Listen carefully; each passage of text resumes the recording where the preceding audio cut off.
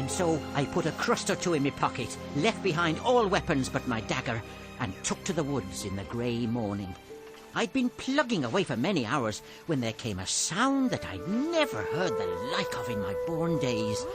Hey, I won't forget that. The whole air was full of it, loud as thunder, but far longer. Cool and sweet as music over water, but strong enough to shake the woods. And I said to myself, if that's not the horn, call me a rabbit. And a moment later, I wondered why he hadn't blown it sooner. What time was it? Between 9 and 10 of the clock. Just when we were at the railway station. Yeah. Yes, of course. Oh, please go on. Well, as I was saying, I wondered, but I went on as hard as I could pelt. I kept on all night, and then, when it was half light this morning, as if I'd no more sense than a giant, I risked a shortcut across open country to cut off a big loop of the river, and was caught. Not by the army, but by a pompous old fool who has charge of a little castle, which is Miraz's last stronghold towards the coast. I needn't tell you that they got no true tale out of me. I was a dwarf, and that was enough. But lobsters and lollipops, it is a good thing the steward was a pompous fool.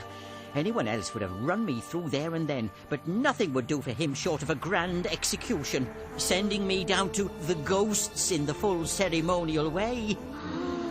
And then this young lady does her bit of archery, and it was pretty shooting, let me tell you. And here we are. And without my armour, for of course they took that. So it was your horn, Sue, that dragged us all off that seat on the platform yesterday. I can hardly believe it, yet it all fits in. Yes, it does. I don't know why you shouldn't believe it, if you believe in magic at all. Aren't there lots of stories about magic forcing people out of one place and into another? Yes. We had to come, just like that. I suppose what makes one feel so queer is that in the stories, it's always someone in our world who does the calling. Golly, it's a bit uncomfortable to know that we can be whistled for just like that. It's worse than what Father says about living at the mercy of the telephone. But we want to be here, don't we? If Aslan wants us. Yeah. Meanwhile, what are we to do? I suppose I'd better go back to King Caspian and tell him no help has come. No help. But it has worked, and here we are. Yes, to be sure. I see that. What's wrong?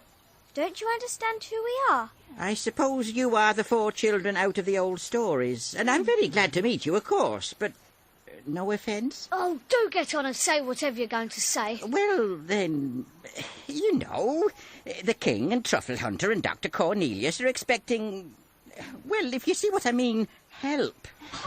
To put it another way, I think they'd been imagining you as great warriors. As it is, we're awfully fond of children and all that, but just at the moment, in the middle of a war... But I'm sure you understand. You mean you think we're no good? Now, pray don't be offended. I assure you, my dear little friends... Little from you is really a bit too much. I suppose you don't believe we won the Battle of Baruna? Well, you can say what you want about me, because I know... Wait. There's no good losing our tempers. Let's fit him out with fresh armour and fit ourselves out from the treasure chamber. I don't quite see the point. The point is to show our dear little friend that there's more to us than meets the eye. I'll say there's more to you than meets the eye. A copper helmet, gold on the hilt of a sword. I've never seen, much less worn, such wealth in all my life. Ooh, it would never do to let Knickerbrick see this, never. You're comfortable then? The mail, helmet and sword suit you? Oh, I should say so. How about you, Ed? Are you satisfied with your sword and shield? Yes, Peter. I'm still happy to be the one No, Peter. I'll do it. Do what? What are you two talking about? Well, kids like us don't often have a chance of meeting a great warrior like you. Would you have a fencing match with me? What? It would be frightfully decent. But, lad, these swords are sharp. I know, but I'll never get anywhere near you. And you'll be quite clever enough to disarm me without doing me any damage. It's a dangerous game. But since you make such a point of it, I'll try a pass or two. All right. Begin. Both swords were out in a moment, and the 3 others jumped off the dais and stood watching. it was well worth it. It was not like the silly fighting you see with broadswords on the stage. It was not even like the rapier fighting, which you sometimes see rather better done. This was real broadsword fighting.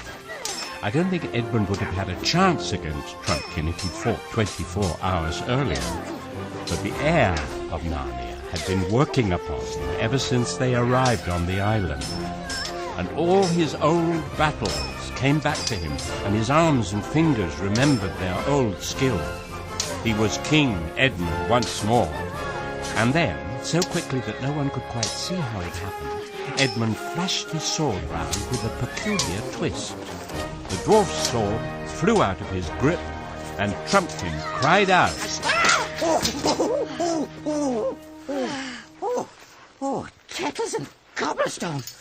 Oh, Not hurt, I hope. oh, I see the point. You know a trick I never learned. That's true. The best swordsman in the world may be disarmed by a trick that's new to him. I think it's only fair to give Trumpkin a chance at something else. Yes. Will you have a shooting match with my sister? A what? There are no tricks in archery, you know. Ah, you're jokers, you are. I begin to see. As if I didn't know how she can shoot after what happened this morning. All the same, I'll have a try. What's to be the target, Susan? I think that apple, Where? hanging over the wall on the branch. You mean the yellow one near the middle of the arch? No, not that. The red one up above, over the battlement. What? It looks more like a cherry than an apple. But we'll have a go. You first. No, after you. I insist. Oh, well, you ought to be warned. I'm a famous bowman among my people. Oh, An excellent shot. I missed the apple. Only by a fraction, I'm sure. The apple shook as the arrow passed by. Sue? All right, Peter. Here goes. Good luck, Susan. Come on, do it. Oh, Well done, Susan. Well done, Sue. quite a shot. Oh, it wasn't really any better than yours. I think there was a tiny breath of wind as you shot. No, there wasn't. Don't tell me. I know when I'm fairly beaten. I won't even say that the scar of my last wound catches me a bit when I get my arm well back. Are you wounded? Well, Do let me look. it's not a sight for little girls. Be still for a moment. Oh, I suppose you're as likely to be a great surgeon as your brother was to be a great swordsman, or your sister to be a great archer. Ow. Oh, poor Trumpkin. It is a horrid cut. Honestly, it's not so bad. A mere scrape from one of the battles against King Miraz. Allow me to put just a drop of this cordial on. The what? There. Is that better? Hello? Hey? What have you done? Giants and junipers! It's cured! It's as good as new! Oh, well, I've made as big a fool of myself as ever a dwarf did. No offence, I hope. None taken. My humble duty to your majesty's all. Humble duty. And thanks for my life, my cure, my breakfast, and my lesson. It's quite all right. And now, if you've really decided to believe in us, Oh, I have. it's clear what we have to do. We must join King Caspian at once. The sooner the better. My being such a fool has already wasted about an hour. Right. It's about 2 days' journey the way you came to the Hill of the Stone Table. What you call Aslan's